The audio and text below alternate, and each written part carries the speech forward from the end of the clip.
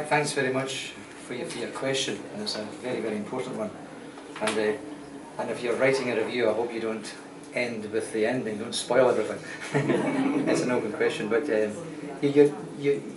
second half of your question is very, very important, because we do see now with Rishi Sunak and also Suella Braverman and also Priti Patel beforehand, you know, they've come, you would think they'd have more sympathy, but they've been absolutely brutal. Particularly Suella Braverman has been absolutely racist and inflamed the situation. And but the bigger question really is, you talk about, is it wishful thinking or not? It's an open question. You know, what we see around Europe is, we see the hard right who are happy to use immigrants and asylum seekers as scapegoats. But on the other hand, you see massive solidarity. You see people of great sympathy and intelligence and empathy. And I think hope is something that is, you know, it's got multi-layers to it. It's the intelligence to try and understand it. It's the empathy to try and stand in someone else's shoes. It's the determination to come together and try and organise so you actually make big changes. And then and what inspired us, I suppose, is seeing those contradictions in these mining villages. When you went to these mining villages and you see how they were, as Ken mentioned earlier, destroyed, devastated.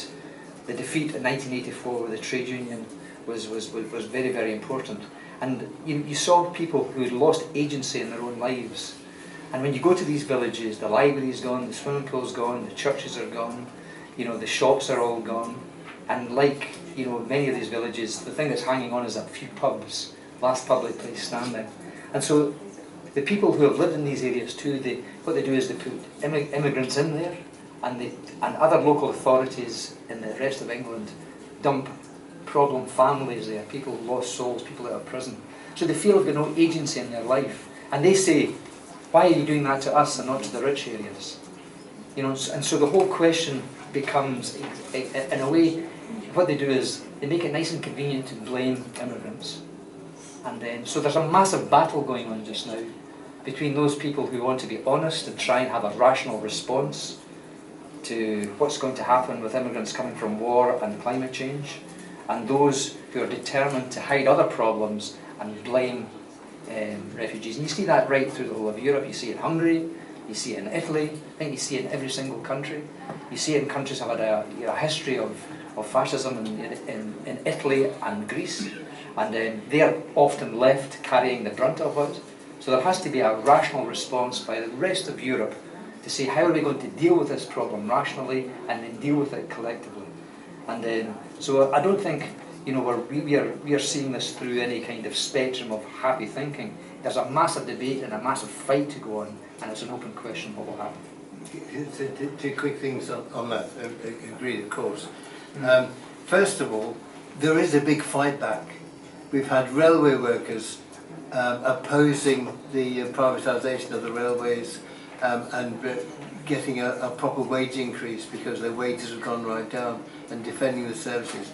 We've had health workers on strike, nurses, doctors. The doctors are still on strike. So there is an upsurge in militancy. And the question is always, where's the leadership?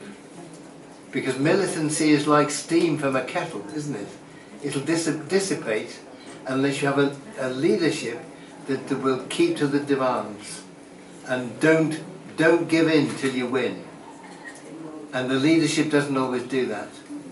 So with the unions, it's always a struggle for leadership. Always has been. The working class has the power, but the leaders will take them down a dead end. And the dead end is called social democracy.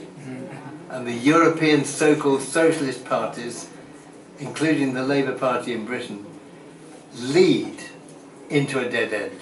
And that's the problem. They don't lead to fundamental change.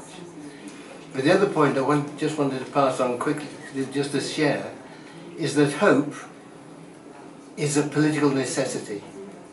Because if you hope that collectively you can make change, then you have the confidence to do it. If you're hopeless, then that's when the far right strikes. And that's when, and it's because, and the ruling class encourages hopelessness.